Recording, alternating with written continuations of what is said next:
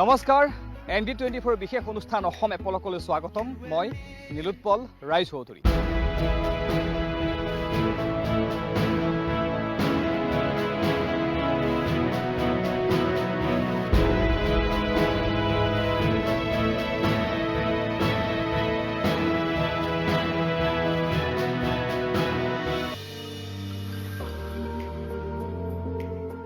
সেউজ পাহাৰৰ দাঁতিৰ সৌ অঞ্চলটোলৈ যাত্ৰা আমাৰ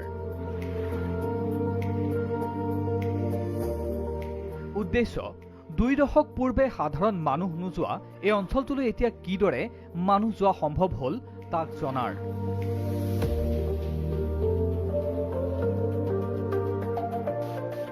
নৈ মাজেৰে এক কঠিন তথা শিহৰণকাৰী যাত্ৰা যাত্ৰা পথত পাৰ হলো নৈৰ কেইবাটাও সৰু সৰু খুঁটি পাহাৰৰ নামনিত ঘন সেউজীয়াৰ মাজত থকা সৰু সৰু ঘৰকেইটা আমাৰ যাত্ৰাৰ লক্ষ্যস্থান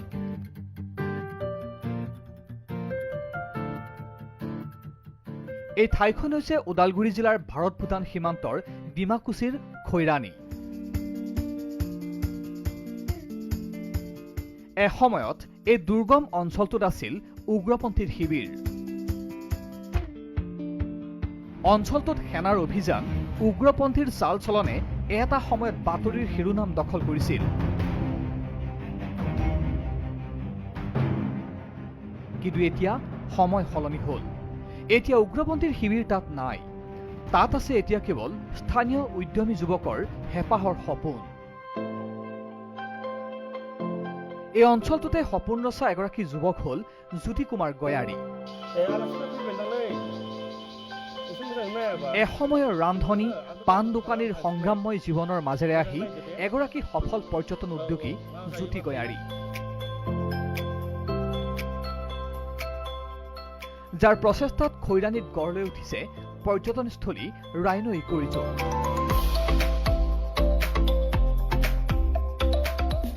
নতুনকৈ গঢ় লোৱা ৰাইনো ইকো ৰিজৰ্টে আকৰ্ষণ কৰিছে স্থানীয় লোকৰ লগতে দেশ বিদেশৰ পৰ্যটকক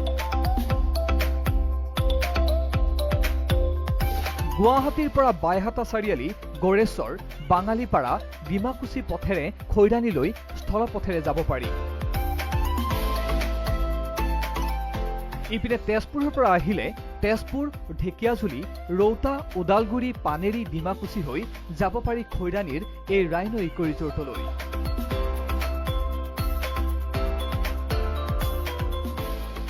এই অঞ্চলটো গঢ় লৈ উঠিছে দুঃসাহসিক ক্ৰীড়াৰ স্থান হিচাপেও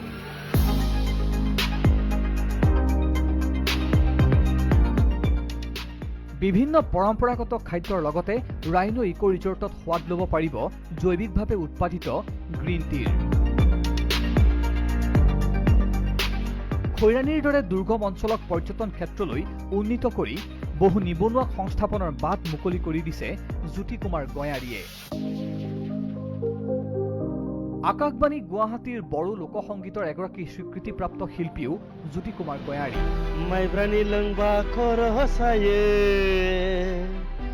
এই স্থান ভূটান পাহাৰৰ দাঁতিতে অৱস্থিত বাবে আন্তঃৰাষ্ট্ৰীয় পৰ্যটন ক্ষেত্ৰলৈও সম্ভাৱনা কঢ়িয়াইছে খৈৰাণী তথা ৰাইনো ইকো ৰিজৰ্টে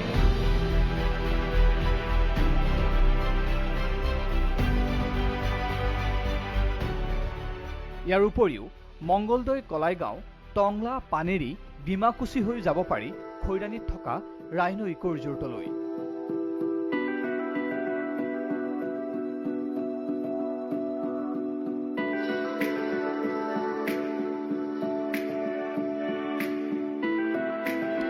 আজি যি ঠাইলৈ আপোনালোকক আমি লৈ আহিছো চাওক কোনো সুগম পথ এয়া নহয় পানীত মোৰ গাড়ী ৰৈ আছে স্কৰ্পিঅ'লৈ পানীৰ মাজত ৰৈ আছো চাৰিওফালে যদি চাই কেৱল শিল শিল শিল আৰু বালি নৈৰ মাজত আছো এনেকুৱা এখন ঠাইলৈ আমি আপোনালোকক লৈ যাম এই যাত্ৰাৰ জৰিয়তে ND24 বিশেষ অনুষ্ঠান অসম এপলকৰ জৰিয়তে আপুনি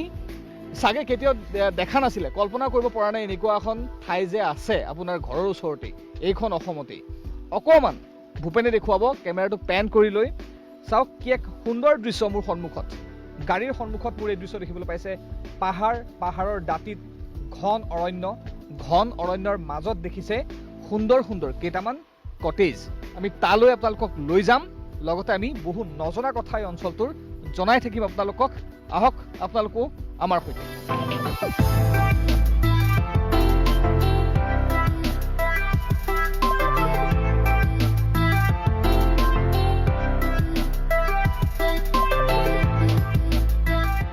আমি অসম এপলক অনুষ্ঠানৰ জৰিয়তে অসমৰ বহু নজনা ঠাইৰ বিষয়ে জনোৱাৰ চেষ্টা কৰোঁ তথ্য সহকাৰে জনোৱাৰ চেষ্টা কৰোঁ কেৱল ঠাইখন দেখুৱাই নহয় ঠাইখনৰ ঐতিহ্য কি ইতিহাস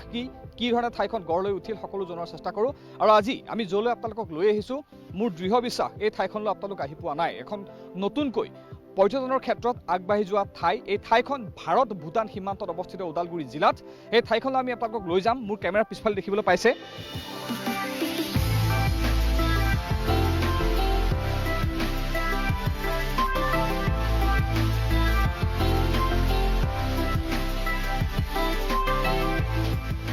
পাহাৰৰ কি এক সুন্দৰ পৰিৱেশ পাহাৰৰ দাঁতিত ঘন অৰণ্য তাৰ মাজত চাওকীয়া কেইটামান কটেজ এক সুন্দৰ পৰিৱেশ তাত গঢ় লৈ উঠিছে য'ত গঢ় লৈ উঠিছে পৰ্যটন এগৰাকী স্থানীয় যুৱকৰ উদ্যোগত গঢ় লৈ উঠিছে এই পৰিৱেশ ওদালগুৰিৰ সেইজন যুৱক তেওঁৰ সৈতে আমি কথা পাতিম তেওঁক আমি চিনাকি কৰি দিম লগতে সমগ্ৰ অঞ্চলটোৰ বিষয়ে জনাম আৰু এই অঞ্চলটোত কি আছে আপুনি আহিলে কি দেখিব কি ধৰণে সময় অতিবাহিত কৰিব সকলো আমি দেখুৱাম সকলো তথ্য আমি আপোনালোকক জনাই থাকিম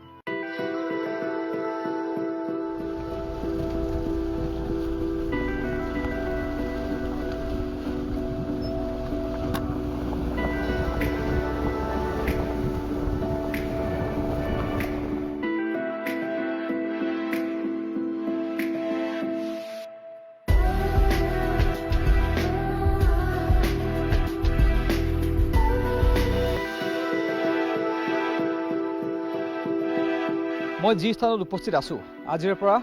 10-15 বছৰ আগতে এই স্থানত এনেকুৱা এটা পৰিৱেশ নাছিল ইয়ালৈ মানুহ আহিব ভয় কৰিছিল বহুতৰে মনত শংকা আছিল যেন এয়া এক উগ্ৰপন্থীৰ ঠাই উগ্ৰপন্থীয়ে ইয়াত বাস কৰে তেনেকুৱা এক ধাৰণা আছিল কিন্তু এই ঠাইখন যে পৰ্যটনৰ ক্ষেত্ৰত কিমান সম্ভাৱনাপূৰ্ণ আপুনি ইয়ালৈ নাহিলে বা এই অনুষ্ঠান অসম এপলকৰ জৰিয়তে আপুনি ইয়াৰ দৃশ্যসমূহ নেদেখিলে আপুনি ক'ব নোৱাৰিব ইমানেই এক ধুনীয়া সুন্দৰ পৰিৱেশ ইয়াত এক নৈসৰ্গিক পৰিৱেশে ইয়াত প্ৰাণ পাই উঠিছে আৰু এই পৰিৱেশক এই ধৰণে গঢ়ি তোলাৰ ক্ষেত্ৰত ভূমিকা গ্ৰহণ কৰিছে ওদালগুৰিৰ এগৰাকী উদ্যোগী যুৱক ওদালগুৰিৰ এগৰাকী পৰ্যটন প্ৰেমী যুৱক যি নিজেও পৰ্যটন ভাল পায় আৰু পৰ্যটকক আকৰ্ষিত কৰাৰ বাবে ইয়াত এইসমূহ পৰিৱেশ গঢ় দিছে আমি তেওঁক চিনাকি কৰি দিছোঁ তেওঁ হৈছে জ্যোতি কুমাৰ গয়াৰী আপোনাক স্বাগতম জনাইছোঁ নমস্কাৰ আৰু এগৰাকী জ্যোতি কুমাৰ গয়াৰীৰ নেতৃত্বতে ইয়াত এই ধৰণৰ এক পৰিৱেশ গঢ় লৈ উঠিছে পৰ্যটনৰ বাবে আপুনি এনেকুৱা এখন ঠাই খৈৰাণী নহয় জানো গাঁওখনৰ নাম খৈৰাণী হয় ওদালগুৰি জিলাৰ এখন খৈৰাণী ভাৰত ভূটান সীমান্তৰ এখন গাঁও য'ত আজিৰ পৰা 10-15 বছৰ আগত মানুহ আহিবলৈ ভয় কৰিছিল ইয়াত কেৱল উগ্ৰপন্থী থাকে বা বিভিন্ন ইয়াত আহিবলৈ পথ নাই বিভিন্ন অজুহাত বিভিন্ন সমস্যা ইয়াত আছিলে মানুহ কোনো অহা নাছিল কিন্তু এনেকুৱা এখন ঠাইক আজি মানুহ অহা আপুনি কৰি দিছে আপোনাৰ মনলৈ ধাৰণাটো কি ধৰণে আহিল এক প্ৰকাৰ সাহস কি ধৰণে আহিল এই ধৰণে এখন অতি নিৰ্জন এখন দুৰ্গম ঠাইক মানুহৰ সমাগমৰ স্থলী হিচাপে গঢ়ি তোলাৰ ক্ষেত্ৰত হয় মই একচুৱেলি প্ৰকৃতি বহুত ভাল পাওঁ তো মই একচুৱেলি নিজে মানে বহুত এডভেঞ্চাৰ কৰি থাকে জংঘলে ঘূৰি মানে বহুত ভাল পাওঁ সেইটো কাৰণে মই এনেকুৱাই বিচাৰি এইটো জাগাটো পালোঁ জাগাটো পাই মই যোৱা 7 মাহ হৈ গ'ল এইটো 7.5 মাহ হৈ গ'ল ষ্টাৰ্ট মানে যখন মানে জংঘলটো চাফা কৰি ঘৰ চৰ ৰিজৰ্ট বনালোঁ মই বনাই মেলি যোৱা আপোনাৰ এপ্ৰিলৰ 15 তাৰিখে অপেনিং কৰিলোঁ এনেকুৱা অপেনিং কৰিলোঁ মানে লকডাউন থকাৰ কাৰণে অকল মানে অলপ নিমকে মানে পূজা চূজা কৰি অপেনিং কৰি এনেকুৱা ৰাখি থ'লোঁ তো আপুনি যেতিয়া আৰম্ভ কৰিছিল 7 মাহ হ'ল বুলি ক'লে আপুনি 7 মাহ হ'ল আৰম্ভ কৰা এই ঠাইখন ইয়াত গঢ় দিয়া 7 মাহ হৈছে এই চিন্তাটো আপোনাৰ সাহস প্ৰথমতে কি ধৰণে কৰিছিল সাহস কৰিছিল নে আপুনি হয় সাহসটো বহুত কৰিলোঁ কিন্তু ইয়াৰ মানে সেইটো জাগাৰ খৈৰাণী এৰিয়া বা সেই ডিমাকুচি এৰিয়া মানুহবিলাক ক'ব লাগিব বহুত সহায়ো দিছে ৰাইজেও মাতিলে আহে কাম কৰিবৰ কাৰণে তো সকলোৰে সহায় সহযোগ পাই পেলাই ক'ব পাৰিছোঁ মানে ইমান লোকে আগবাঢ়িলোঁ তো এতিয়া খুব মানে এনেকুৱা মানুহ হ'ব বুলি ভবা নাছিলোঁ কিন্তু এনেকুৱা ভাল পায় ৰাইজে মানে চব ফুৰিবলৈ আহে তো সেই ৰিজৰ্ট মানে সকলো ৰিজৰ্ট বনোৱা নাই মই ইয়াত মানে কিছুমান বস্তু বনালোঁ মানে এডভান্সাৰ বস্তু বনাইছে মানে ছাপ'জ ধৰক মানে জিপ লাইন আপোনাৰ ব্ৰহ্মা ব্ৰিজ কামাণ্ডো আৰু ট্ৰেকিং কৰিব পাৰে মানে ভূটান আৰু ভাৰত ইয়াৰ ভাৰতৰ পৰা ভূটানটো পাবলৈ আপোনাৰ 1.5 কিলোমিটাৰেই লাগে আমি ভূটান যাব পাৰিম নেকি আজি যাবতো পাৰে হয় ঠিক আছে আমি অলপ দেখুৱাৰ চেষ্টা কৰিম ভূটান দেখুৱাৰ চেষ্টা কৰিম ইয়াৰ পৰা কাৰণ ইয়াৰ এই ঠাইখনৰ গাতে লাগি আছে ভূটান এইসমূহ ঠাই আপুনি হয়তো আগতে শুনা নাছিল এইসমূহ ঠাইৰ কথা পুনৰ কৈছোঁ এইসমূহ ঠাইলৈ মানুহ আহিবলৈ ভয় কৰিছিলে কিন্তু আজি মানুহ অহা এক পৰিৱেশ গঢ়লৈ উঠিছে আমি পুনৰবাৰ দেখুৱাৰ চেষ্টা কৰিছোঁ চাওক কেমেৰাত থকা ভূপেনে দেখুৱাব কি এক সুন্দৰ পৰিৱেশ ইয়াত গঢ়লৈ উঠিছে আপুনি আহি ইয়াত ধুনীয়াকৈ এটা নিশা কটাই যাব পাৰে এক নিৰিবিলি পৰিৱেশত সম্পূৰ্ণ প্ৰকৃতিৰ মাজত ইয়াৰ চাৰিওফালে কেৱল পাহাৰ অৰণ্য নৈ এই ধৰণৰ প্ৰাকৃতিক উপাদানেৰে ভৰপূৰ হৈ আছে এই অঞ্চলসমূহ আপোনাৰ এই যিখন ৰিজৰ্ট আপুনি য'ত এই ৰিজৰ্টখন খুলিছে ইয়ালৈ গাড়ী মটৰ আহিব পৰা সুবিধা চাগে আগতে নাছিল এতিয়া কেনেধৰণে পথসমূহ নিৰ্মাণ কৰা হ'ল গাড়ী আহিব পৰা কি ধৰণে কৰিলে ইয়ালৈ আগতেতো ইয়াৰ ৰাইজে মানে ভাল গাড়ী মানে যোনটো বেলাতী গাড়ী এইবিলাক দেখা পোৱা নাছিলে তো আমি প্ৰথম যেতিয়া আহিছিলোঁ মানে ৰাস্তাই নাছিলে ইয়াতে মানে জংঘলৰ মানে বহুত হাতী আছে তাৰপিছত লেও পাৰ্ক আছে এনেকুৱা আছিলে ভয়তো কোনো অহা নাছিলে তো আমি আহি মানে অলপ জংঘলটো চাফা কৰিলোঁ চাফা কৰি আৰু ৰাস্তাটো আহিব পৰাকৈ আমি কৰিলোঁ কৰি মেলি এতিয়া আহিব পৰা হৈছে আৰু আপুনি জানি আচৰিত হ'ব ইয়ালৈ আহিবলৈ বহুকেইখন নদী পাৰ হৈ লাগে এতিয়াও নদী পাৰ হ'ব লাগে ৰাস্তা আছে ৰাস্তাৰে আহি আপুনি এটা সময়ত ৰাস্তা এৰি দিব লাগিব ৰাস্তা নোহোৱা হৈ যায় আপুনি নদী পাৰ হৈ পানীৰ মাজে মাজে আহিব লাগিব মানে ফুল অফ এডভেঞ্চাৰ্ছ কিমান কেইখন নদী পাৰ হ'ব লাগে কিমান পানী থাকে ডিমাকুছিৰ পৰা আহিলে আপোনাৰ 3টা নদী পাৰ হ'ব লাগে এইটো বেছিকৈ বৰষুণ হ'লেতো আহিব নোৱাৰে তো সেইটো কাৰণে আৰু এটা ৰাস্তা আছে আমাৰ মানে ডিমাকুছি নাপাওঁ আগতে এটা হেৰি আছে ৰাজাগড় এইটো ছাইডেদি আহিব পাৰে মানে যিসকল মানুহ ইয়ালৈ ফুৰিবলৈ আহিব বিচাৰে এই ঠাইখন সৌন্দৰ্য উপভোগ কৰিব বিচাৰে যদি তেজপুৰ ফালৰ পৰা আহে কোনফালে আহিব লাগিব যদি গুৱাহাটী ফালৰ পৰা আহে কোনফালে আহিব লাগিব তেজপুৰৰ পৰা যদি আহে ডিমাকুছি এখন ব্ৰিজ আছে এইটো পাৰ হয় এটা চক আছে তেজপুৰৰ পৰা ৰোটাৰ পৰা ওদালগুৰিৰ পৰা ডিমাকুছিৰ পৰা কওক ডিমাকুছিৰ পৰা এটা ব্ৰিজ আছে পাৰ হ'ব লাগে তাৰপিছত এটা বাঙালীপাৰা বুলি এটা চক আছে তাৰ উত্তৰেদি আহিব লাগে আৰু গুৱাহাটীৰ পৰা যোনটো আহে গড়েশ্বৰ হৈ আহিব লাগিব তাৰপিছত এই বাঙালীপাৰা এটা ডাঙৰ চাৰিআলি তাৰ মানে আহি পিনি ইয়াতে আৰু সৰু বাঙালীপাৰা বুলি এটা চক আছে সেইটো দি আহিব লাগে মানে গুৱাহাটীৰ পৰা আহিলে বাইহাটা চাৰিআলি তাৰপিছত গড়েশ্বৰৰ পৰা আকৌ বাঙালীপাৰা চাৰিআলি তাৰ পৰা ৰাইট টাৰ্ণ লৈ পেলাই আঠাৰিঘাট হৈ ডিমাকুছি পোৱাৰ আগতে বাঙালীপাৰা আৰু এটা বাঙালীপাৰা আছে সেইটো দি আহিব লাগে তো কি ধৰণে আহিব হয় এইটো হাইৱে পৰা মোটামুটি আপোনাৰ ষ্টেট হাইৱে তাৰ পৰা মোৰ ৰিজৰ্টখন আহিবলৈ আপোনাৰ 15 কিলোমিটাৰ লাগে ৰাস্তাৰ পৰা আহিবলৈ 15 কিলোমিটাৰ হয় তো আহিব পাৰিব যি 15 কিলোমিটাৰ আপুনি ৰাস্তা পাব তাৰ পিছত যেতিয়া সোমাই আহিব তাৰ পিছতো ৰাস্তা পাব কিন্তু সেয়া একদম অৰণ্যৰ মাজে মাজে সম্পূৰ্ণ গাঁৱলীয়া পৰিৱেশৰ মাজে মাজে বিভিন্ন জাতি জনগোষ্ঠীৰ গাঁও বড়ো মানুহ আছে নেপালী আছে আদিবাসী আছে একদম মিশ্ৰিত জনগোষ্ঠীৰ অসমীয়া মানুহ আছে মিশ্ৰিত জাতি জনগোষ্ঠীৰে পৰিপূৰ্ণ গাঁৱৰ মাজে মাজে আপুনি আহিব লাগিব বাঁহৰ তলে তলে আহিব লাগিব গছৰ মাজে মাজে আহিব লাগিব নৈৰ মাজে মাজে আহিব লাগিব আহিহে আপুনি এই ঠাইখন পাবহি যিখন ঠাই হয়তো আপুনি আহি থাকোঁতে কল্পনা কৰিব নোৱাৰে যে এনেকুৱা এখন ঠাই ইয়াত আছে তাৰোপৰি ইয়াত বহু ডাঙৰ ডাঙৰ চাহ বাগিচা আছে সেউজ চাহ বাগিচাৰে ভৰা সেই চাহ বাগানৰ মাজে মাজে আপুনি চাহ বাগিচাৰ সৌন্দৰ্য উপভোগ কৰি এই ঠাইখনত আপুনি আহিব পাৰিব আমি ৰাইনো ইক' ৰিজৰ্ট যিখন স্থান ইয়াত গঢ়ি তোলা হৈছে পৰ্যটকৰ বাবে সেই ঠাইখনত আৰু কি কি আছে দেখুৱাম ইয়ালৈ আহিলে আপুনি কি কি সৌন্দৰ্য উপভোগ কৰিব পাৰিব আমি সকলো দেখুৱাম যিহেতু জ্যোতি কুমাৰ গয়াৰী নিজেই আছে আমাৰ সৈতে তেখেতে আমাক সম্পূৰ্ণ অঞ্চলটো দেখুৱাব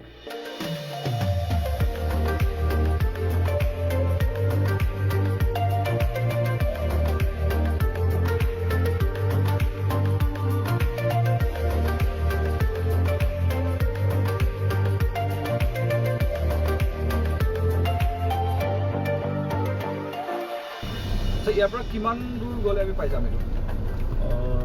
ইয়াৰ পৰা 1 কিলোমিটাৰ এই ৰাস্তাবিলাক আগতে এনেকুৱা আছিল নে আগতে খাচা ৰাস্তা আছে এতিয়া বনালোঁ আমিও ৰাইজলৈ আমি বস্তুবিলাক পেলাই দিছোঁ, তাৰপিছত সিহঁতে মানে অলপ স্প্ৰেডিং কৰি দি দিছে মানে শিল বালি দি শিল বালি দি। এইফালে কাৰেণ্টৰো সুবিধা আছে? কাৰেণ্টৰ সুবিধা আছে, হয়। কেতিয়াৰ পৰা কেনেকৈ আহিছে কাৰেণ্টটো? বেছি দিন হোৱা নাই কাৰেণ্ট অহাটো, কিন্তু ইয়াৰলৈকে আছিলে, কিন্তু ইয়াৰ পৰা তাৰলৈকে নাছিলে। আপুনি সুবিধা কৰি দিছে? মই অলপ সুবিধা কৰি দি দিলোঁ। ৰাস্তাবোৰ আগতে এনেকুৱা আছিল নে এনেকুৱা নাছিল? এনেকুৱা নাছিলে, খাচা ৰাস্তা আছিলে সৰুকৈ। আমি আহি থাকোঁতে মানে আমি দেখা পালোঁ, আমি অলপ হেল্প কৰি দি দিলোঁ। তো আমাৰ নিজৰ কাৰণেও হৈ গ'ল, ৰাইজৰ কাৰণেও সুবিধা হৈ গ'ল। আচ্ছা, কিমান দিন লাগিছে ৰাস্তাটো বনাওঁতে? লগা নাই, এইটো একদিন দুইদিন লাগিছে এইটো বনাওঁতে। চব গাড়ী আহিব পাৰে এইফালে? হা চব গাড়ী আহিব পাৰে এতিয়া? চব ধৰণৰ গাড়ী আহিব পাৰে, হয়। আগতে কি আহিছিল ৰাস্তাটো বনোৱাৰ আগতে? গাড়ী অহাটো সম্ভৱ নাছিল কিজানি? নাই, এইটো আগতেতো অকল আমিয়ে আহিছিলোঁ। তাৰপিছত ইয়াৰ আগত মানে হেৰি টি গাৰ্ডেন আছিল। টি গাৰ্ডেন মানে ইহঁতৰ গাড়ী আহে, DI গাড়ী আহে, বলেৰো পিকআপ আহে, এইবিলাক গাড়ীয়ে আহিছিলে। বাকী সৰু গাড়ী একদম অহা নাছিলে, এইফালে আহিব পৰা নাছিলে। এতিয়া কি কি আহিব পাৰে? এতিয়াতো আপোনাৰ অডিও আহি যায়, ফৰ্চুনাৰ আহি যায়, মাৰুতি গাড়ী, সৰু গাড়ী আহি যায়, চব আহিব পাৰে। মাৰুতি কাৰৰ পৰা অডি, ফৰ্চুনাৰ, মাৰ্চিডিজ চব আহিব পাৰে? চব আহিব পাৰে এতিয়া। মানে কল্পনা কৰিব নোৱাৰা এটা কথা, ইমান একদম অৰণ্যৰ নিচিনা, জংঘলৰ নিচিনা এখন ঠাই, য'ত সন্মুখত গৈ আমি পাহাৰ পাম, নদী পাম, লুংলুঙীয়া ৰাস্তা। এটা সময়ত অকল DI গাড়ী আহে, নহয় জানো? DI গাড়ী আহে, টাটা DI বা বলেৰো পিকআপ আহে।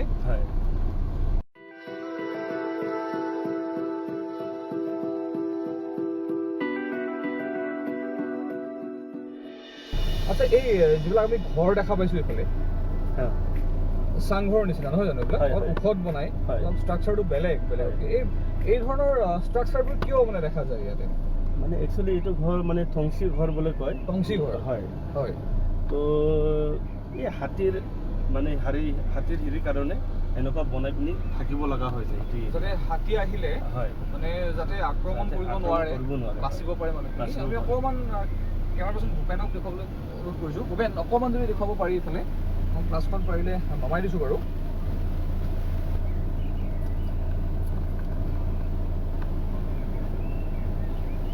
এই ধৰণৰ ঘৰসমূহ বনাই হাতীৰ পৰা বাচিব আৰু এই অঞ্চলটো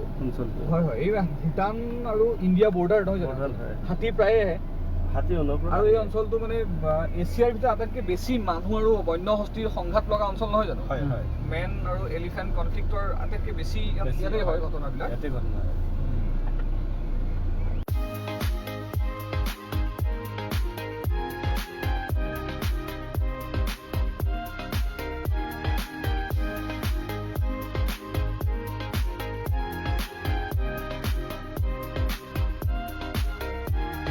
কি এক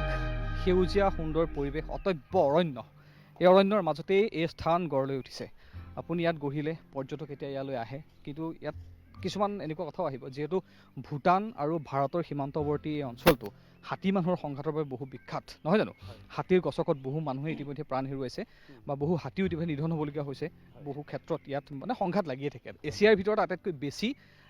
হস্তি মানুহৰ, বন্য হস্তি আৰু মানুহৰ সংঘাত হোৱা এৰিয়া হৈছে ভাৰত ভূটান সীমান্তৰ ওদালগুৰি জিলাৰ এই অঞ্চলসমূহ। এতিয়া এই অঞ্চলত পৰ্যটক যেতিয়া আহিব, হাতী কেতিয়াবা সোমাই আহে নেকি অঞ্চলটোতে? তো আমি গোটেইটো মানে বাউণ্ডাৰী ফেঞ্চিং দিয়া হৈছে, তো আৰু লাইট দিয়া হৈছে, তো নোসোমাই। কিন্তু আৰু এটা মাদকতা আছে, যেতিয়া আপুনি কোনো ঠাইত থাকিবলৈ যাব বা ফুৰিবলৈ যাব, যদিহে তাত বন্য জীৱ উপভোগ কৰিবলৈ পোৱা যায়, বনৰীয়া জীৱ যদি আহে, সেইটো বেলেগ এটা সৌন্দৰ্য, বেলেগ এটা শিহৰণ আছে, বেলেগ এটা মাদকতা পোৱা যায়, নহয় জানো? হয়। আৰু ইয়ালৈ আহিলেও আপুনি সেই একেই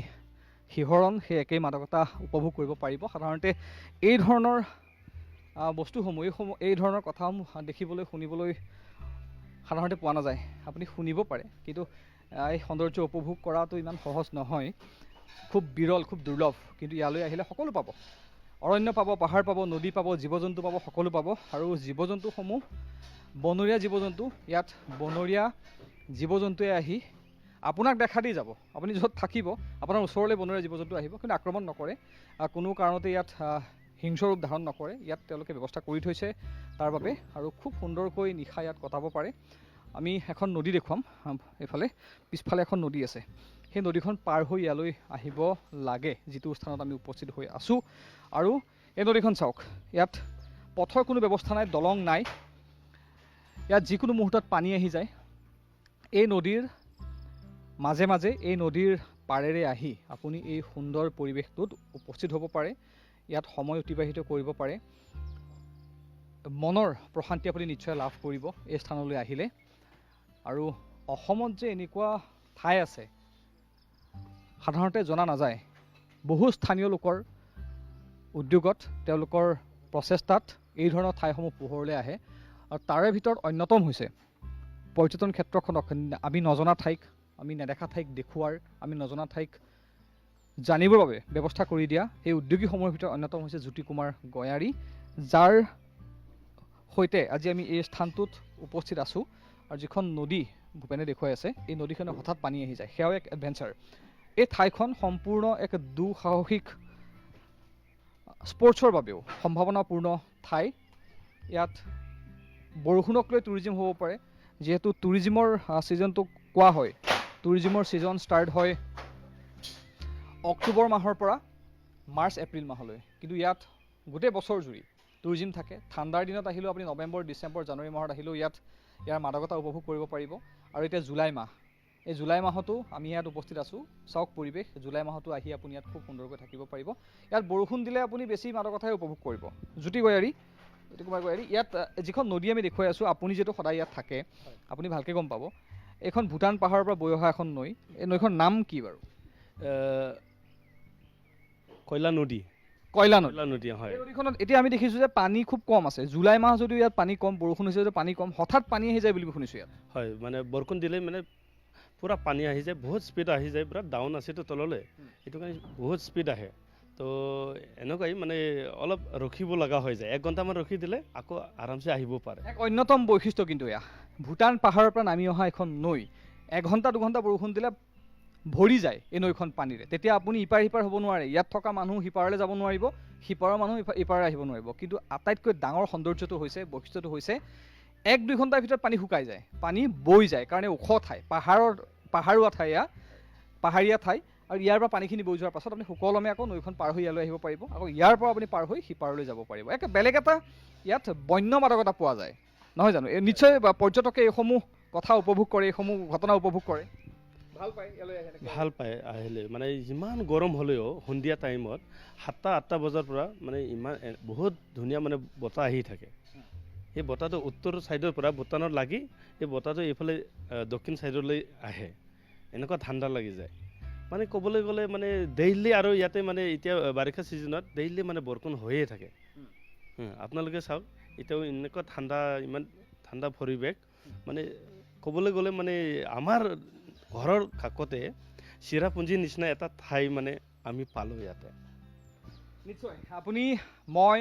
সকলোৱে আশা কৰে গৰমৰ দিনত চেৰাপুঞ্জী যাওঁ থাকি আহোঁ ঠাণ্ডা বতাহ লৈ আহোঁ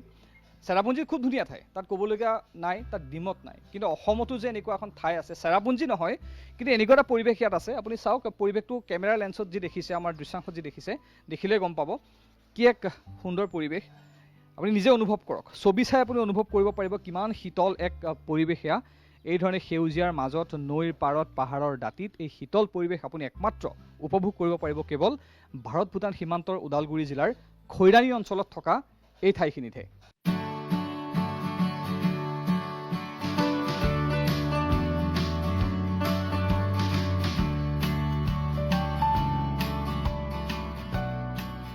আপুনি খৈৰাণী গাঁৱলৈ যদি আহে যদি ৰাইনো ইক' ৰিজৰ্টত আপুনি আহে ফুৰিবলৈ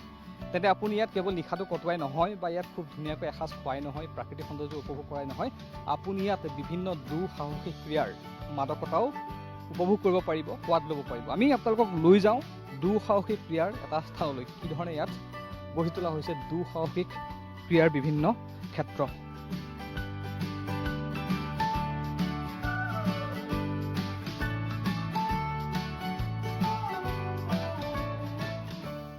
আমি এখন এতিয়া বিশেষ দলঙৰ ওপৰে পাৰ হ'ম এই দলংখন বাঁহৰো নহয় কাঠৰো নহয় শিল বালি ইটাৰ অদেৰে বনোৱাও নহয় এই দলংখন ৰছীৰ হয় এখন ৰছীৰ ওলমা দলং আমি পাৰ হ'ম এক দুঃসাহসিক ক্ৰিয়াৰ অন্যতম এয়া কাৰুকাৰ্য আৰু এই ধৰণে সুৰক্ষা কৱচ পিন্ধিহে এই দলংখন পাৰ হোৱাৰ অনুমতি আছে আৰু এই ধৰণৰ মোক সুৰক্ষা কৱচ পিন্ধাই আছে এই ধৰণে এক্সপাৰ্টসকলে এই যিটো পিন্ধি আছোঁ মই কি বুলি কয় এইটো সেইটো চেফটি বেল্ট বুলি কয় ছেফটি বেল্ট আৰু কি পিন্ধিম আৰু হেলমেট হেলমেট অঁ মানে এয়া নিপিন্ধাকৈ এইখন পাৰ হোৱাটো বিপদজনক নহয় জানো অঁ সেইটো বিপদ হ'ব যিখন দলং আমি পাৰ হ'ম আপোনালোকক আমি দেখুৱাম দলংখন কেনেকুৱা যিকোনো মুহূৰ্তত বিপদ কোনফালে আহে গম নাপাব যিকোনো মুহূৰ্তত ভৰি সোমাই যাব পাৰে এডাল ৰছীৰে বনোৱা এখন দলং সেই দলংখনত কি ধৰণে আমি পাৰ হৈ যাম আপোনালোকে দেখিব কাষত ৰছীৰে বন্ধা আছে কিন্তু পাৰ হৈ যোৱাৰ যিটো পথ মাত্ৰ এডাল ৰছী মোৰ সৈতে জ্যোতি কুমাৰ গোৱাৰীও সাজু হৈছে আপুনি নিশ্চয় পাৰ হৈ থাকে দলংখন হয় আৰু আজি পাৰ হ'ব আজি আৰু আপোনাৰ লগত পাৰ হৈ যাম ভয় লাগে নেকি দলংখন পাৰ হৈ ছেফটি বেল্ট নহ'লে আৰু ভয় লাগে অঁ। কেতিয়াবা পিছলি পৰিব পাৰে সেইখিনি মোটামুটি আপোনাৰ তলৰ পৰা 40 ফিট ওপৰত আছে মানে 40 ফুট ওপৰত আছে এই দলংখন এডাল ৰছীৰ দলং তাকো মাজত কোনো খুঁটা নাই এখন পাহাৰৰ এটা টিলাৰ পৰা আন এটা টিলাক সংযোগ কৰিছে এই দলংখনে এই দলংখনৰ এটা বিশেষ নাম আছে দলংখন কি বুলি কয় ব্ৰহ্মা দলং ন ব্ৰহ্মা ব্ৰিজ হয় কিমান ইয়াত দৈৰ্ঘ্য কিমান এনে 110 মিটাৰ 110 মিটাৰ দৈৰ্ঘ্যৰ এইখন দলং আমি পাৰ হ'ম আমি ছেফটি বেল্ট পিন্ধি লৈছোঁ বিভিন্ন সুৰক্ষা কৱচ আমি পিন্ধিম দলংখনে কি ধৰণে পাৰ হওঁ আমি আপোনালোকক দেখুৱাম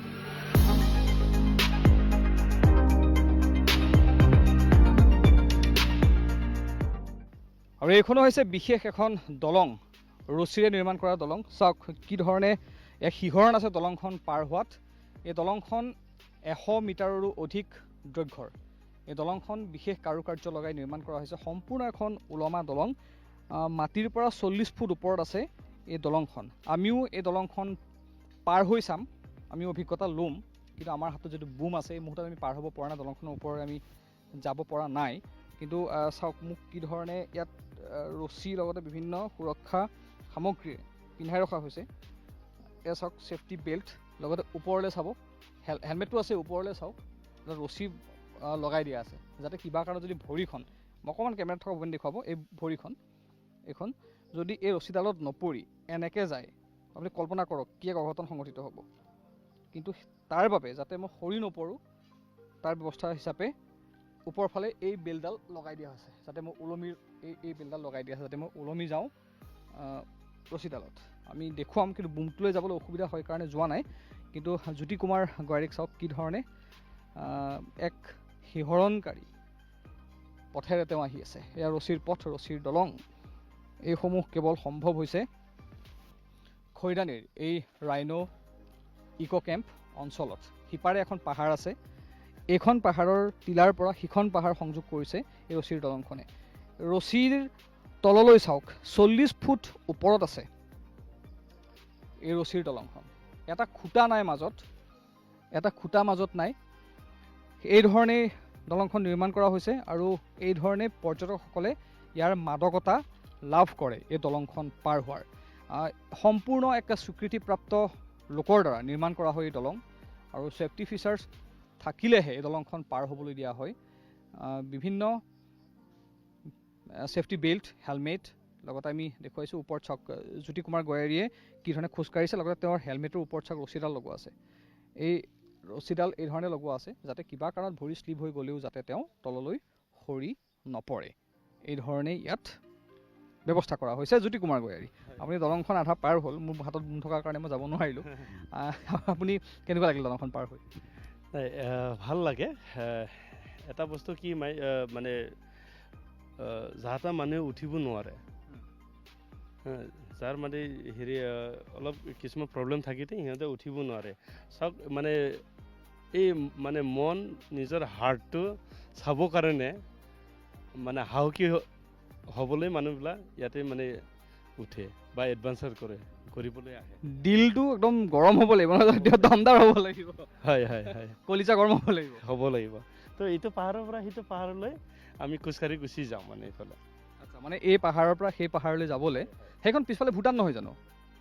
এইফালে পিছফালে ভূটান হয় এইফালে ভূটান আছে আৰু ইয়াতে মানুহৰ গাঁও আছে এইফালে নহয় জানো এইফালেতো মানুহ গাঁও নাই মোটামুটি ভূটান আপোনাৰ এনেকৈ 15 কিলোমিটাৰ মান পিছতে 9 কিলোমিটাৰ ভিতৰলৈ সোমোৱাৰ পিছতে মানুহ পোৱা যাব এতিয়া এই দলংখন পাৰ হৈ আপোনালোক সেইটো পাহাৰলৈ যায়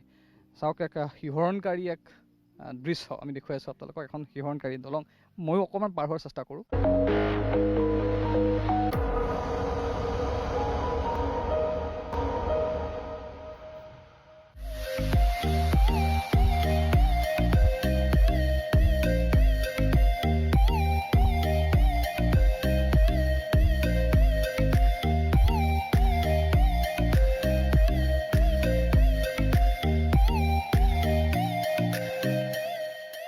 আমি দলংখন পাৰ হ'লোঁ ৰছীৰ দলংখন ইয়াত ইমানেই দুঃসাহসিক ক্ৰিয়াৰ বহু ইয়াত আপুনি স্থান বিচাৰি পাব জিপ লাইনিং এটা নতুন শব্দ হয়তো আপোনাৰ বাবে হ'ব পাৰে এডভেঞ্চাৰ স্পৰ্টছৰ ক্ষেত্ৰত এটা ৰছী ভূপেনে দেখুৱাব এডাল ৰছী যদি সম্ভৱ হয় খুব অস্পষ্টকৈ চাগে দেখিব এডাল সাধাৰণ সৰু ৰছী এডাল এই ৰছীডাল ক'লৈ গৈছে আপুনি চাওকচোন ভূপেনে দেখুৱাই আছে ইয়াৰ পৰা আৰম্ভ হৈছে সেইফাললৈ চাওক যদি আপুনি মনিব পাৰিছে এই ৰছীডাললৈ মন কৰক এই ৰছীডাল কিমান দূৰলৈ গৈছে চাওক আপুনি নেদেখা স্থানলৈ ৰছীডাল গৈছে ইমান দূৰলৈ গৈছে এই ৰছীডালৰ ওপৰেৰে এজন যুৱক পাৰ হৈ যাব এক দুঃসাহসিক কাৰ্যকলাপ এয়া এই যুৱকজন মোৰ সৈতে আছে এই অঞ্চল এই স্থানটোলৈ য'লৈ কেমেৰাৰ লেন্সে ঢুকি পাইছে এই স্থানটোলৈ ৰছীডাল গৈছে মাজত কিন্তু কোনো খুটা নাই চাওক সম্পূৰ্ণ ইয়াত আৰম্ভ হৈছে গৈ পেলাই তাত সম্পূৰ্ণ হৈছে ইয়াত আৰম্ভ হৈছে এই স্থানটোত সম্পূৰ্ণ হৈছে এই ৰছীডালৰ ওপৰেৰে এই যুৱকজন যাব তোমাৰ নাম জীৱন কি লিখা বিশ্বকৰ্মা জীৱন বিশ্বকৰ্মা এই ৰছীডালৰ ওপৰে যে পাৰ হৈ যাবা নিশ্চয় ট্ৰেইনিং লোৱা আছে তোমাৰ 6 মাহ ট্ৰেইনিং লোৱা আছে 6 মাহ ট্ৰেইনিং লৈছা কেনেকুৱা লাগে পাৰ হৈ দেখোন ভালে লাগে প্ৰথমতে ভয় লাগিছিল নেকি প্ৰথমতে ভয় লাগিছিলে এতিয়াতো অলপ ভালে লাগে আৰু অলপ পাৰিমো আৰু কৰিব জিপ লাইনৰ কামটো অলপ চলপ জানো আৰু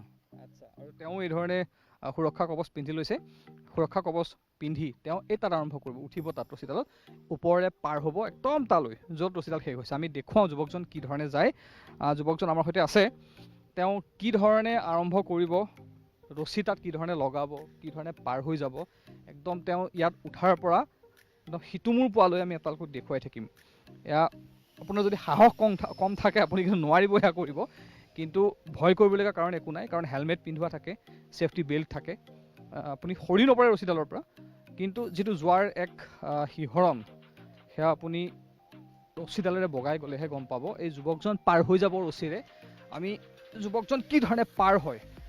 ইয়াত আৰম্ভ কৰিবতো তেওঁ তাৰ পৰা ৰছীডালেৰে যাব আমি সকলো দেখুৱাই দেখিম ভূপেন অকণমান পিছুৱাই যাবা তেতিয়াহে এই যুৱকজনক ইয়াৰ পৰা তালৈকে যোৱা দৃশ্য সংগ্ৰহ কৰিব পাৰিবা যুৱকজনে আৰম্ভ কৰিব মই যেতিয়া ক'ম তেতিয়া আৰম্ভ কৰিব ভূপেন আৰু অকণ পিছুৱাই যাবা তুমি ready all the best thank you আৰু যাওঁতে কেমেৰাত এটা হাই দি যাব সেইটো কেমেৰা দেখিছা নহয় হাই দিব পাৰিবানে ঠিক আছে যোৱা ষ্টাৰ্ট কৰা এয়া আৰম্ভ কৰিছে যুৱকজনে এই ধৰণে পাৰ হৈ গৈছে যুৱকজনে চাওক কি শিহৰণ মাদকতা অনুভৱ কৰি যুৱকজন পাৰ হৈ গৈছে এই ৰছীডালেৰে সেইফালে থকা স্থানটোত গৈ ৰ'বগৈ মাজত কোনো ষ্টপেজ নাই মাজত কোনো খুটা নাই চাওক কি ধৰণে এটা পাহাৰৰ পৰা আন এটা পাহাৰলৈ এডাল মাত্ৰ ৰছীৰ সহায়ত পাৰ হৈ গৈছে আৰু এই ধৰণে ইয়াত দুঃসাহসিক ক্ৰিয়াৰ স্থান হিচাপে গঢ় লৈ উঠিছে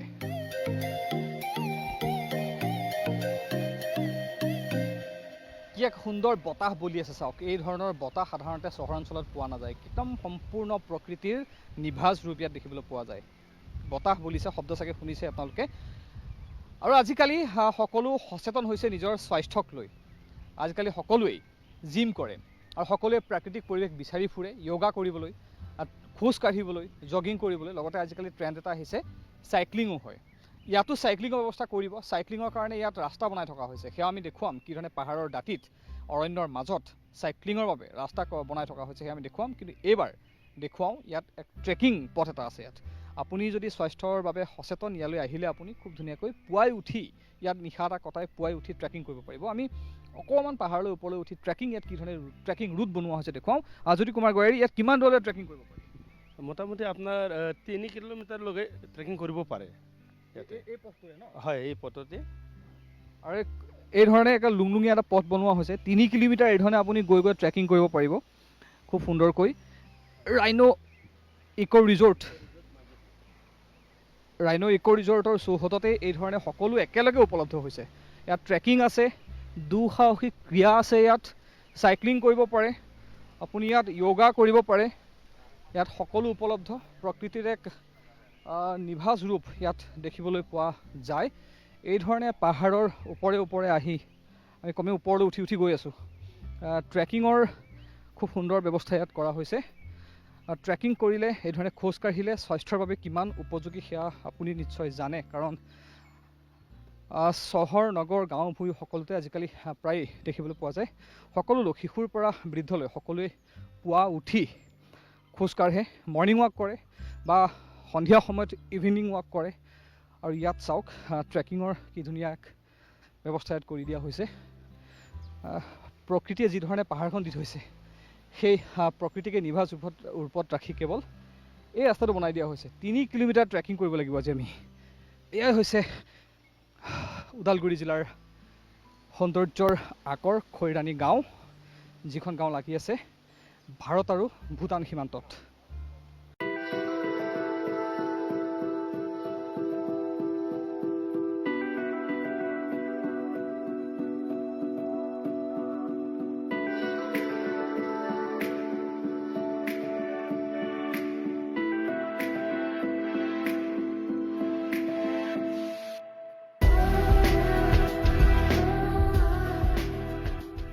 আৰু এইবাৰ আমি গোটেই চৌহদটো আপোনালোকক দেখুৱাম। ইয়াত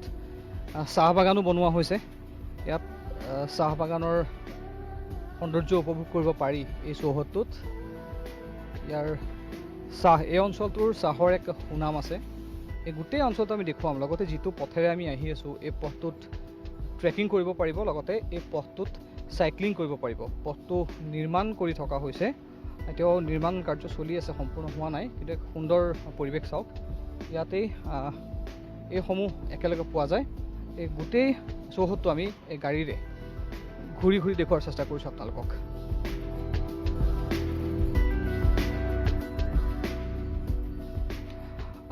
জ্যোতি দা, আপোনাৰ এই কেম্পাছটো কিমান ডাঙৰ? আমি কিমান ঘূৰিম এতিয়া এই কেম্পাছটোত গাড়ী লৈ?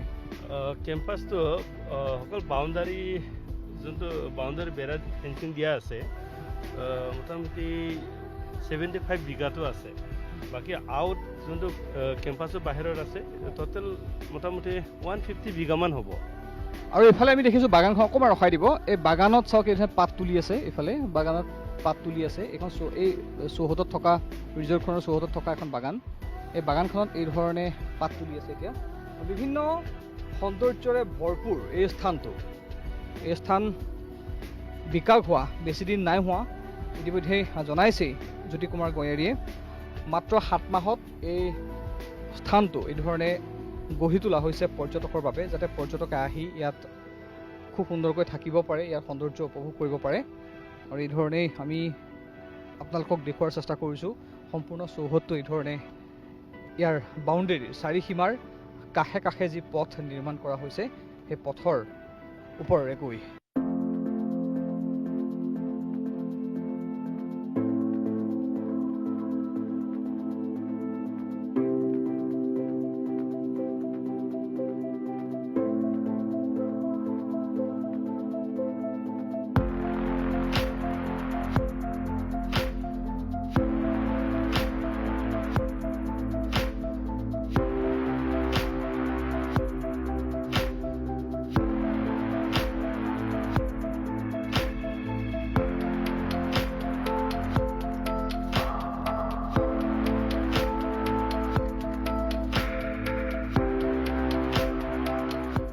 সুৰাপান স্বাস্থ্যৰ পক্ষে হানিকৰ,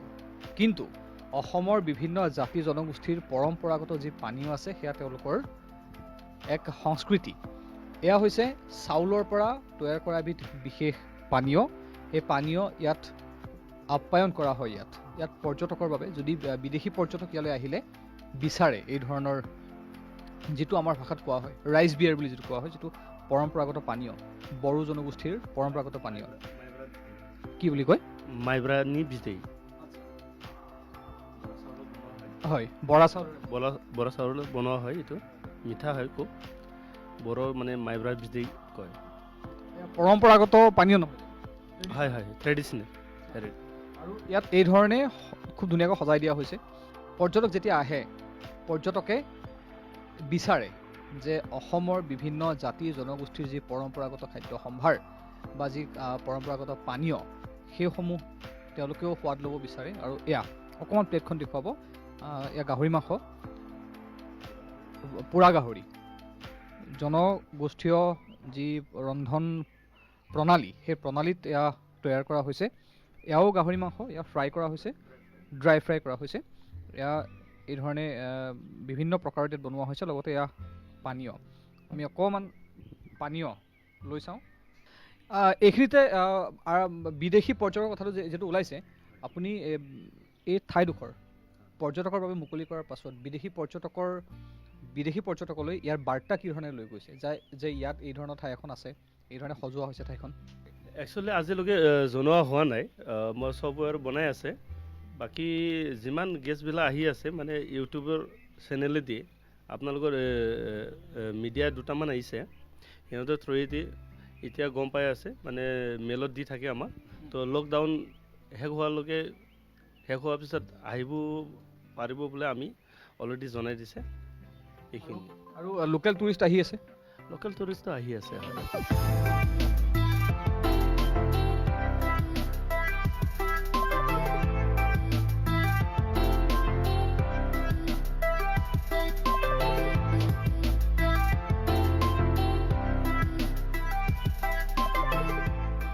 ৰাইন' ইক' ৰিজৰ্টৰ যিগৰাকী স্বত্বাধিকাৰী, যাৰ জৰিয়তে যে আমি এখন ঠাই দেখুওৱাৰ চেষ্টা কৰিছোঁ আপোনালোকক, তেওঁৰ অন্য এটা পৰিচয় ৰৈছে। তেওঁ অকল পৰ্যটন উদ্যোগীয়ে নহয়, তেওঁ এগৰাকী কণ্ঠশিল্পীও। বড়ো সংস্কৃতিৰ বাবে তেওঁ বহু কাম কৰি গৈছে। আকাশবাণী গুৱাহাটীৰ তেওঁ এগৰাকী স্বীকৃতিপ্ৰাপ্ত শিল্পী বড়ো ভাষাৰ গীতৰ। माइब्रानि लोंबा खर' सायो, गोसाय लोंबा उदै दुयो। माइब्रानि लोंबा खर' सायो, गोसाय लोंबा उदै दुयो। ओइ बाजै माथानि खर'खौ लोंब्ला गोसोआ थाजिम मोनो। बाजै गोसोआ थाजिम मोनो। माइब्रानि लोंबा खर' सायो, गेसाव मोनामदों, गेसाव मोनामदों, इसिं सिङाव मा एवदों, गेसाव मोनामदों, इसिं सिङाव मा एवदों। ओइ बाजै माथानि खर'खौ लोंब्ला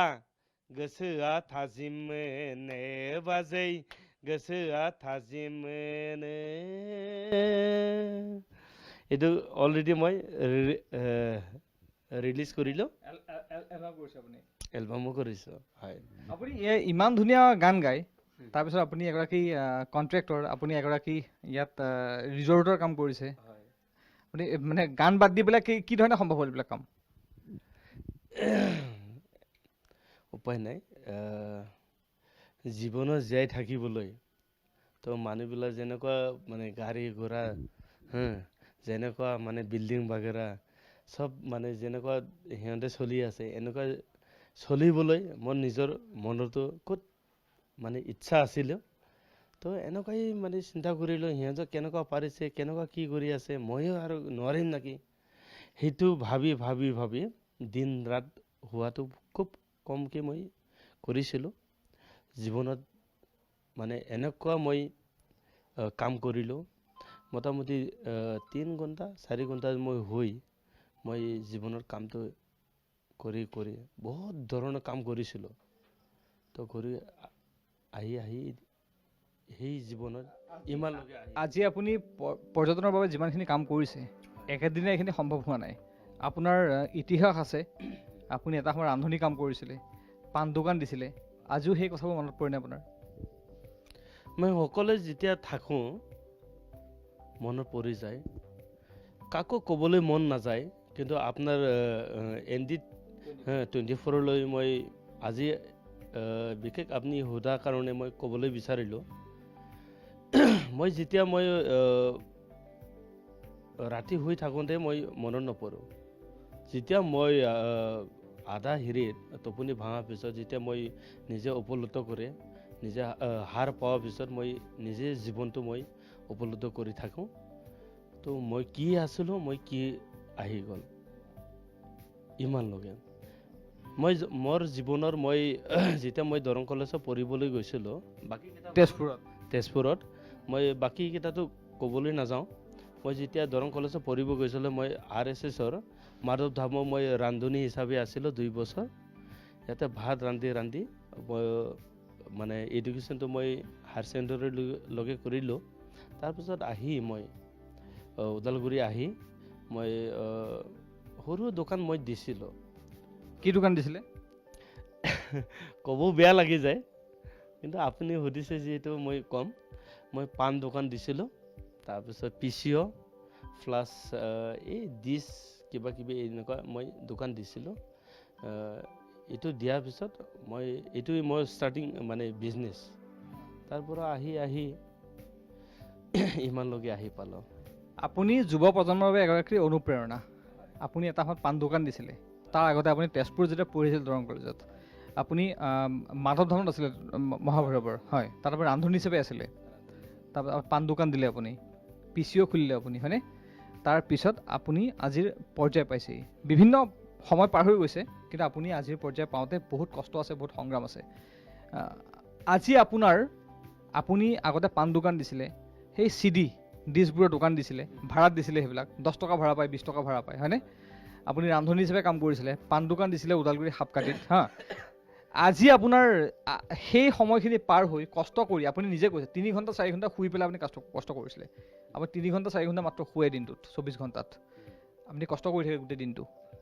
তাৰপিছত আজিৰ পৰ্যায়টো কেনেকুৱা? আপোনাৰ বহুকেইখন ৰিজৰ্ট আছে, আপোনাৰ আজি ৰিজৰ্ট বা এনেকুৱা ধৰণৰ পৰ্যটনস্থলী বহুত আছে আপোনাৰ, হয় নহয়? আজিৰ দিনতো মই ইমানলৈকে শুই থকা মোৰ অভ্যাসো নাই। তো মই যেনেকুৱা আছিলে মোৰ যিমান মোৰ ষ্টাফ আছে, মই সিহঁতক আজিলৈকে বেয়া কথাও গালি নিদিওঁ, সিহঁতেও মোক কাম কৰিব দিওঁ। মই যেনেকুৱা আছে আপোনালোকে এনেকুৱাই আছে এতিয়াও, মই যেনেকুৱা ওপৰলৈকে আহিছে মোৰ নিচিনা আপোনালোকে হ'বলৈ যাওক। মোৰ নিচিনা যেনেকুৱা ৰেষ্টুৰেণ্ট বনাইছে আপোনালোকে মোৰ তাত কৰ্মচাৰী হৈ থাকিব নালাগে, আপোনালোকেও কাম কৰি থাকক।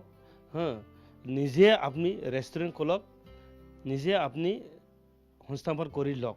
মই ইমানলৈকে মই নিজৰ ষ্টাফটো ইমানলৈকে মই এডভাইচ দিওঁ। আজিৰ ডেটত মোটামুটি 4জন মানুহে নিজে ৰেষ্টুৰেণ্ট খুলিলে, নিজে ইষ্টাব্লিছ হৈ গ'ল। সিহঁতে মোৰ বান্দা ধৰা মানে সিহঁতক মই তাত থাকিব লাগে, এইটো মই আজিলৈকে কোৱা নাই। মই তাত কাম কৰক, মোৰ নিচিনাই আপোনালোকে শিকি যাওক। এগৰাকী মানুহ কিমান সৎ হ'লে এই কথা ক'ব পাৰে? নিজৰ ৰেষ্টুৰেণ্ট, নিজৰ ৰিজৰ্টত কাম কৰা কৰ্মচাৰীয়ে ইয়াত কাম কৰি থকাৰ পিছত তেওঁলোকক ক'ব পাৰে যে আপোনালোকেও নিজৰ কাম কৰক, ৰেষ্টুৰেণ্ট খোলক, ৰিজৰ্ট খোলক। কোনো মালিকে এইদৰে নিজৰ কৰ্মচাৰীক যাবলৈ দিব নিবিচাৰে, কিন্তু কিমান সৎ হ'লে এগৰাকী ব্যক্তিয়ে ক'ব পাৰে এই কথা যে আপোনালোকে নিজেও খোলক, ৰেষ্টুৰেণ্ট খোলক, ৰিজৰ্ট খোলক, মই আছোঁ। এই কথা এগৰাকী ৰিজৰ্ট মালিকে, যিয়ে কৰ্ম সংস্থাপন দিছিলে বহু নিবনুৱাক। এতিয়াও আপোনাৰ ৰিজৰ্ট, আপোনাৰ যিসমূহ পৰ্যটন চলি আছে, তাত বহু নিবনুৱা সংস্থাপিত হৈ আছে, বহু নিবনুৱাই ইয়াত এমপ্লয়মেণ্ট লাভ কৰিছে, নহয় জানো? 156জন মানুহে মোৰ আণ্ডাৰত কাম কৰি আছে। মোৰ সিহঁতক আজিলৈকে বেলেগ নজৰে মই নাচাওঁ। মোৰ ফেমিলি দৰে নিচিনা, মোৰ ফেমিলিতছে মই সিহঁতক ইমান মৰম কৰোঁ। সিহঁতে বিপদ আপদে হওক, কিবা এটা ফাইনেন্সিয়েল হেল্প লাগিলে মই নিজে দি থাকোঁ। ইমানলৈকে মই সিহঁতৰ লগত মৰম কৰি আছোঁ। তো সিহঁতেও মোক জানে, আজিলৈকে মোক সিহঁতে এটা কথাও মানে বেয়া ক'ব নোৱাৰে, ইমানলৈকে আছে। মই এইখিনি ক'ব পাৰে।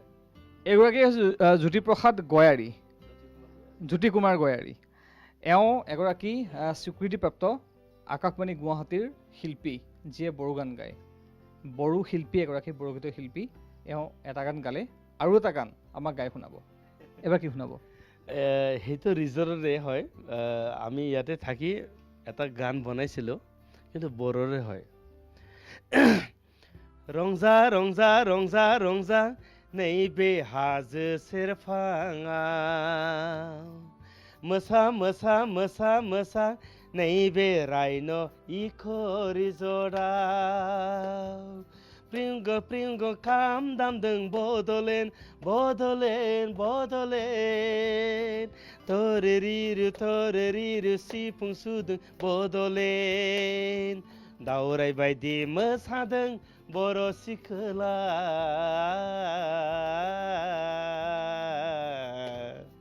दावराय बायदि मोसादों बर' सिखोला आंगोनि बे बड'लेण्ड रायजोआव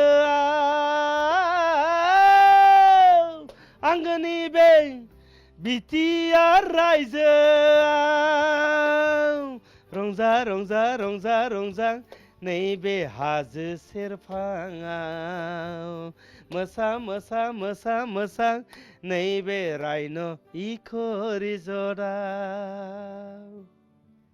ইয়াত আমি ৰাইন' ইক' ৰিজৰ্ট বড়োলেণ্ড এইকেইটা শব্দ বুজি পাইছোঁ বাকীখিনি বুজি পোৱা নাই যদি আপুনি কৈ দিয়ে অকণ কি কয়? মানে ৰংজা মানে ফূৰ্তি কৰক হা সেইটো মানে পাহাৰৰ কিনাৰত মোচা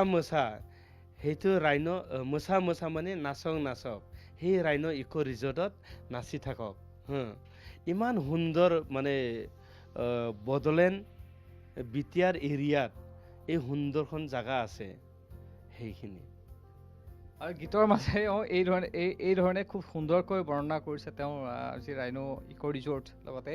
পাহাৰৰ কাষত থকা এখন খুব সুন্দৰ ৰিজৰ্ট এটা খুব সুন্দৰ পৰিৱেশ য'ত আপুনিও আহক উপভোগ কৰক সম্পূৰ্ণ সৌন্দৰ্য গীতৰ মাজেৰে প্ৰকাশ কৰিছে এওঁ জ্যোতি কুমাৰ গয়াৰী এগৰাকী উদ্যোগীয়ে নহয় এওঁ এগৰাকী কণ্ঠশিল্পীও কিন্তু জীৱিকাৰ তাৰণাত পৰি এওঁ যি শিল্প তেওঁৰ যি কণ্ঠশিল্পীৰ যি জীৱিকা সেয়া বাদ দিবলগীয়া হৈছে আজি তেওঁ উদ্যোগী কিন্তু কণ্ঠশিল্পক তেওঁ এৰি দিয়া নাই এতিয়াও তেওঁ এগৰাকী বড়ো সংস্কৃতিৰ কণ্ঠশিল্পী হিচাপে নিজকে চিনাকি দি অতি গৌৰৱ অনুভৱ কৰে কিন্তু অতি সাধাৰণ নহয় গুৱাহাটী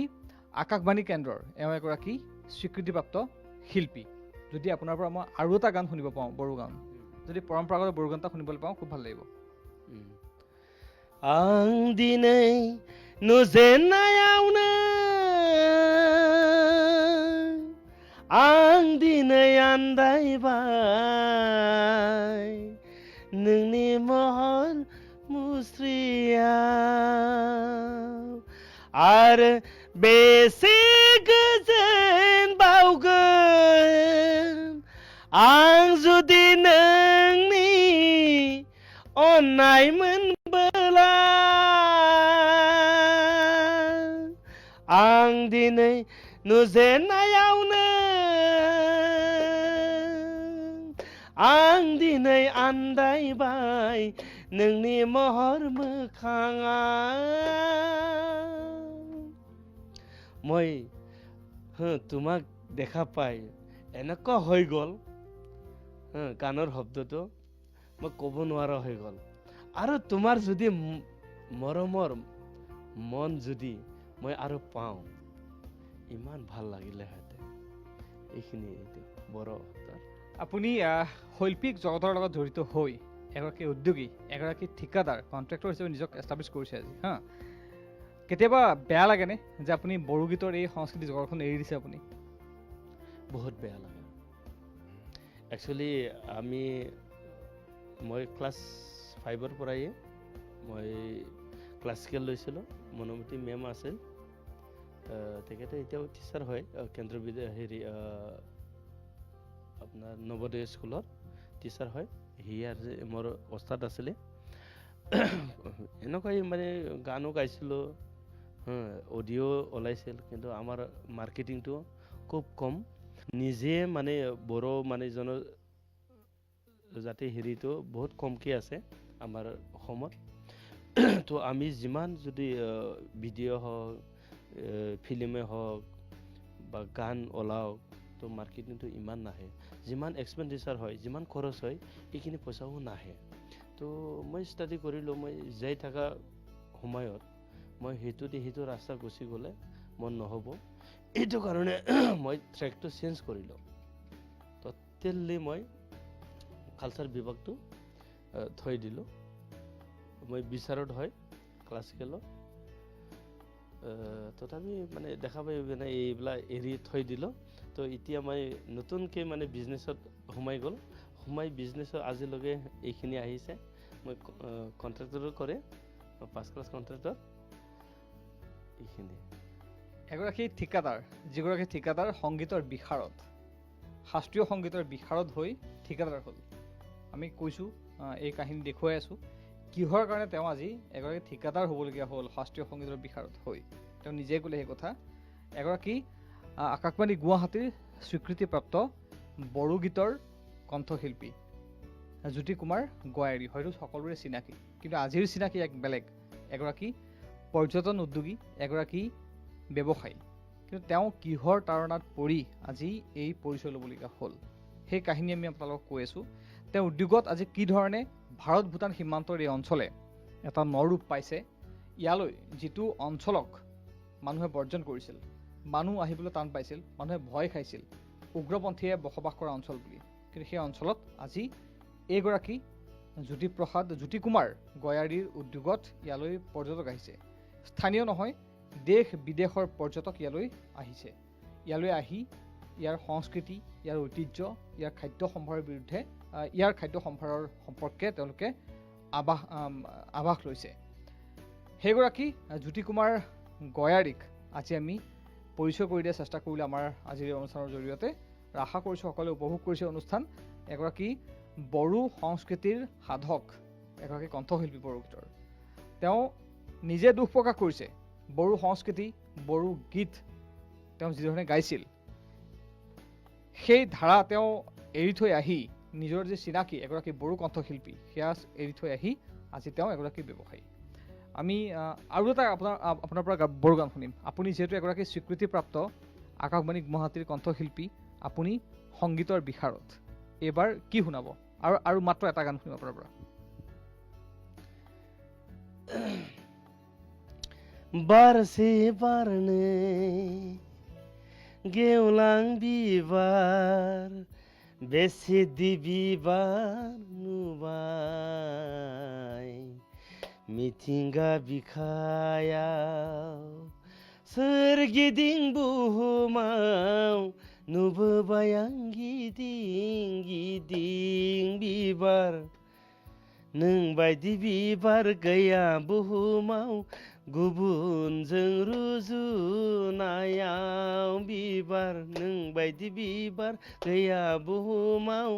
गुबुनजों रुजुनायाव हो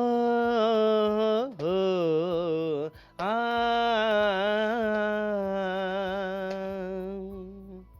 सिखिरि बायदि गाबनि बिबाराव बिदै सोबदों सिखिरि बायदि गाबनि बिबाराव बिदै सोबदों समायना खालामदों बिबार बारिखौ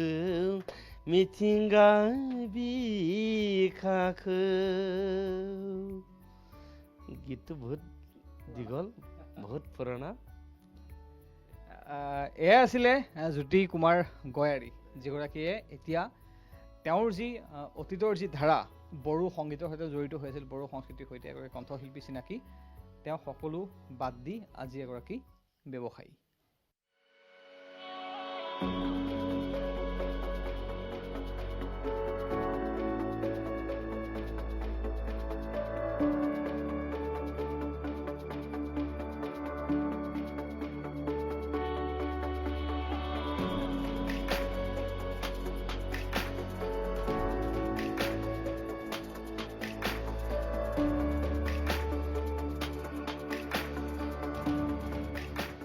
যিগৰাকী জ্যোতি কুমাৰ গয়াৰী আজি আমাৰ অনুষ্ঠানত আছে এগৰাকী উদ্যোগী এগৰাকী পৰ্যটন উদ্যোগী তেওঁৰ বহু ইতিহাস আছে এগৰাকী ৰান্ধনী আছিলে তেওঁ তাৰপৰা পাণ দোকানী তাৰপিছত অতি অধ্যৱসায়ৰ জৰিয়তে কষ্টৰ জৰিয়তে তেওঁ আজি এগৰাকী পৰ্যটন উদ্যোগী হৈছেহি আজি ভাৰত ভূটান সীমান্তৰ এই অঞ্চলত তেওঁ এখন ৰিজৰ্ট স্থাপন কৰি পৰ্যটকক তেওঁ ইয়ালৈ আহিবলৈ আকৰ্ষিত কৰিছে তেওঁ এখন ৰিজৰ্ট স্থাপন কৰাই নহয় এই অঞ্চলটোক যিটো অঞ্চলত এটা সময়ত উগ্ৰপন্থীৰ উপদ্ৰৱৰ বাবে জনসাধাৰণ আহিবলৈ ভয় কৰিছিল সেই অঞ্চলটোত আজি দেশ বিদেশৰ লগতে স্থানীয় লোকসকলক আহিবলৈ তেওঁ উদগনি যোগাইছে তেওঁ এগৰাকী জানি আপুনি ভাল পাব তেওঁ এগৰাকী কণ্ঠশিল্পী সাধাৰণ কণ্ঠশিল্পী তেওঁ নহয় আকাশবাণী গুৱাহাটীৰ এগৰাকী স্বীকৃতিপ্ৰাপ্ত তেওঁ কণ্ঠশিল্পী যাৰ উদ্যোগত আজি সমগ্ৰ অঞ্চলটো উজ্বলি উঠিছে আপোনাৰ ৰাইনো ইকো ৰিজৰ্ট ইয়াত বহু কষ্ট জড়িত হৈ আছে কাৰ কাৰ ইয়াত সহযোগিতা আছে কোনে আপোনাক উদগনি জনাইছে এইখন ইকো ৰিজৰ্ট এই অঞ্চলটোত য'ত আহিবলৈ এটা পথ নাই সেইফালে ভূটান আৰু ভাৰতৰ সীমাত অৱস্থিত অঞ্চলত আপুনি এখন ৰিজৰ্ট খুলি এটা সাহস দেখুৱাইছে আপুনি একচুৱেলি আমি ইয়াতে তেনজিং বৰদচা মোৰ ফ্ৰেণ্ড আছে আমি দুজনে ট্ৰি হাউচ বনাইছিলোঁ 2018 আমি ষ্টাৰ্টিং কাম কৰিছিলোঁ দুজনে তো আৰু আমাৰ ফ্ৰেণ্ড বহুত আছে একেলগে আমি কাম কৰিছিলোঁ কৰি মেলি তাৰপিছত আমি এনেই একচুৱেলি ৰিজৰ্ট বোলে আমি কৰা নাছিলোঁ আমি নিজে থাকিবৰ কাৰণে নিজে মানে জংঘলটো ফৰেষ্টটো আমি ভাল পাওঁ এইটো কাৰণে আমি থাকিবৰ কাৰণে বনাইছিলে বনোৱাৰ পিছত এনেকুৱা হৈ গ'ল কি মানুহবিলাক এনেকুৱা আহিব বিচাৰিলে ছ'চিয়েল মিডিয়া থ্ৰুৱেদি তো আহিলে আহি তো আমি দুজনৰ মাজত আলোচনা কৰি তেনজিং বৰদচা যোনটো মোৰ ফ্ৰেণ্ড আপুনি এইটো চলাওক মই তাৰ থ্ৰুৱেদি এই মাটিটো মই পালোঁ তাৰপিছত আমি দুজনে আণ্ডাৰষ্টেণ্ডিঙত এক্সট্ৰা হৈ গ'লোঁ তো আমি এইটো বনালোঁ মোৰ লগত আছিলে অজিত দা আৰু আমাৰ ইন্দ্ৰ বসুমতাৰী আমি তিনিজনে আমি ষ্টাডি কৰি মোক মানে খুব হেল্প দিলে সিহঁতে আমি তিনিজনে লাগি মিলি সেই ৰিজৰ্টখন বনাই আজিলৈকে এইখিনি পৰ্যায়লৈকে আহিছে ইয়াত যিসকল পৰ্যটক আহে এটা ধাৰণা সকলোৰে থাকে যে যদি এখন ধুনীয়া ঠাই আমি পাওঁ পিকনিক খাম কিন্তু পিকনিক আৰু পৰ্যটন সম্পূৰ্ণ বেলেগ আপুনি ইয়াত কি ডিফাৰেঞ্চ পাইছে আপুনি পিকনিকাৰ্ছ পাইছে নে পৰ্যটক পাইছে ইয়াতে পিকনিকটো বেলেগ ধৰণৰ আমি পৰ্যটন হিচাপে এইটো টুৰিজিম বেলেগ আমি টুৰিজিম যোনটো ৰিজৰ্টে একচুৱেলি মই এছিয়াত বহুত কাণ্ট্ৰি ঘূৰি মেলি ৰিজৰ্টটো বেলেগ ধৰণৰ পিকনিকটো আৰু বেলেগ ধৰণৰ তো আমি পিকনিক যোনটো এইটো আমি ইয়াতে এলাউ নকৰে তো আমাৰ ওচৰতে আকৌ এটা প্লেচ আছে সেইটো চাইডত আমি পিকনিকটো এলাউ কৰে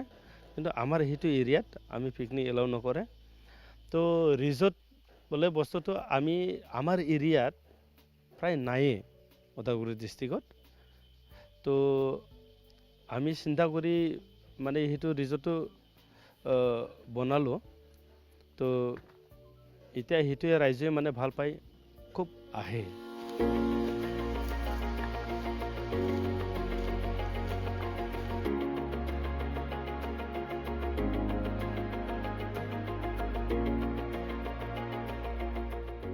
গছ ভাল পোৱা এগৰাকী ব্যৱসায়ী নাম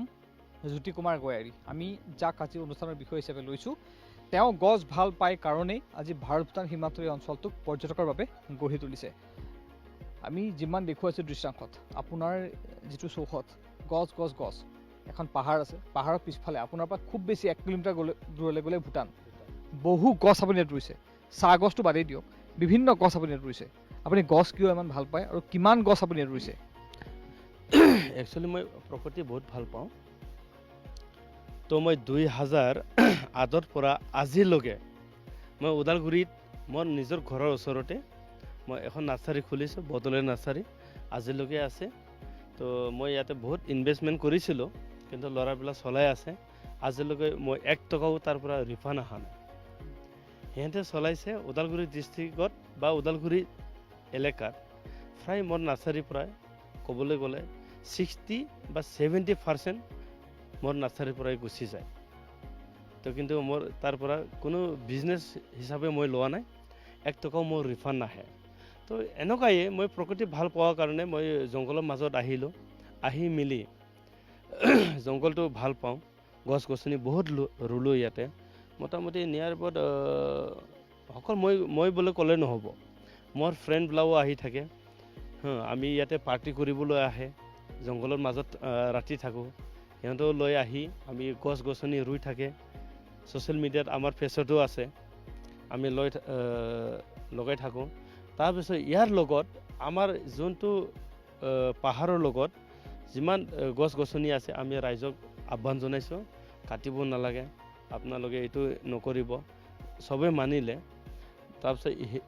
তেতিয়াৰ পৰা এই গছ গছনি এতিয়ালৈকে মানে বহুত কাটিছিলে গুৰিত ইমান ডাঙৰ ডাঙৰ কিন্তু তাৰ ওপৰত যোনটো হেৰি কমলীয়া হেৰি আহে এইটো 3-4টা এতিয়াও আপোনালোকে চাব বিচাৰিলে দেখা পাব সেয়া কাটি দিয়া নাই কাটি দিয়া নাই এতিয়া তো ইমানলৈকে আমি কাম কৰিছোঁ ইয়াতে আৰু এই ধৰণেই এগৰাকী প্ৰকৃতিপ্ৰেমীৰ পৰিচয় দিছে এগৰাকী ব্যৱসায়ী জ্যোতি কুমাৰ গয়াৰীয়ে এই অঞ্চলটোৰ পাৰিপাৰ্শ্বিকতা বজাই ৰখাৰ ক্ষেত্ৰৰ দায়িত্বত আছে এগৰাকী বড়ো যুৱক নাম চানচুমা দৈমাৰী তেওঁ আমাৰ সৈতে আছে কি ধৰণে এই অঞ্চলটোৰ এই পাহাৰৰ দাঁতিত লাগি থকা ভাৰত ভূটান সীমান্তৰ এই অঞ্চলটোত পাৰিপাৰ্শ্বিকতা তেওঁ বজাই ৰাখিছে তেওঁ আমাক ক'ব ইয়াত আপুনি যিহেতু দায়িত্বত আছে ইয়াৰ পৰিৱেশ বৰ্তাই ৰখাৰ ক্ষেত্ৰত পাৰিপাৰ্শ্বিকতা বৰ্তাই ৰখাৰ ক্ষেত্ৰত ইয়াত কিমান গছপুলি ৰোপণ কৰিছে কি ধৰণে সংৰক্ষণ কৰিছে যিহেতু এটা অঞ্চল যিটো অঞ্চলত হাতী মানুহৰ সংঘাত চিৰপৰিচিত তেনে অঞ্চলত ইয়াত গছ গছনি কি ধৰণে সংৰক্ষণ কৰিছে এতিয়া গছ 5,000 মান আছে ফুলৰ কমি মেক্সিমাম এতিয়া 7 লাখ মান গৈছে আৰু মই যিটো জানাত মানে গছ পুলি আনাটোত তাৰপিছত আকৌ বাকী যি বাহিৰা গছবিলাক ফৰেষ্ট এৰিয়াত যিবিলাক গছ আমাৰ লগোৱা হৈছে পাহাৰত এইবিলাকতো আছে সৰু সৰু পুলি ডাঙৰ হোৱা নাই মেক্সিমাম আৰু 5 বছৰৰ পিছত এতিয়া গম পাব আৰু মানুহবিলাকে কেনেকুৱা হ'ব ডেক'ৰেশ্যনটো ভাল হ'ব আপুনি গোটেই অঞ্চলটোৰ ইয়াত প্লেণ্টেশ্যন যিমান কৰা হৈছে গছ যিমান ৰোৱা হৈছে সেউজীয়াকৰণ যিমান কৰা হৈছে সকলো দায়িত্বত আপুনি আছে নহয় হয় মই আছোঁ এতিয়া মানে মই পাৰ্ট টাইম হয় মানে এতিয়া পাৰ্মানেণ্ট আছোঁ মানে মই বেলেগতো কাম কৰোঁ গাৰ্ডেনাৰ গুৱাহাটীবিলাকৰ কোকৰাঝাৰ কৰোঁ যিকোনো জেগাতে কৰোঁ মই গাৰ্ডেন মানে তেনেকুৱা আপুনি ইয়াত এটা অতি দুৰ্গম অঞ্চল নদী পাৰ হৈ আহিব লাগে ৰাস্তা নাই হয়নে ভূটানৰ কাষতে লাগি থকা এটা অঞ্চল ইয়াত এই ধৰণৰ পৰিৱেশ গঢ়ি তোলাৰ ক্ষেত্ৰত জ্যোতি কুমাৰ গয়াৰীৰ পৰা কি ধৰণে আপুনি সহযোগিতা পাইছে মানে দাদাই যিটো কাম কৰিছে এইটো খুবেই মানে ভাল কাম কৰিছে ইয়াৰ ওচৰৰ মানুহ আগত মানে কি ওচৰেদি এই ৰাস্তাৰে মানে এখন ভাল গাড়ী দেখা নাছিলে ইয়াৰ মানুহবিলাকে এতিয়া দাদাই মানে যিটো ৰিজৰ্ট খুলিলে ট্ৰি হাউচ আৰু ৰিজৰ্ট ৰাইনো ইক' ৰিজৰ্ট ইয়াৰ থ্ৰুৱেদি মানে যিকোনো ওচৰৰ মানুহবিলাকে স্থাপন পাইছে ভাল কাম ডেইলি মানে মেক্সিমাম মানে আমাৰ এতিয়া লেবাৰ লগোৱা আছে 15-20 জন ডেইলি আজি 8 মাহ 9 মাহ হৈ আছে ৰানিং হৈ আছে মানে কামত ডেইলি 15-20 জন মানে এতিয়া লেবাৰ লগাই থকা হৈছে এইবিলাক মানে স্থাপন পাইছে ভাল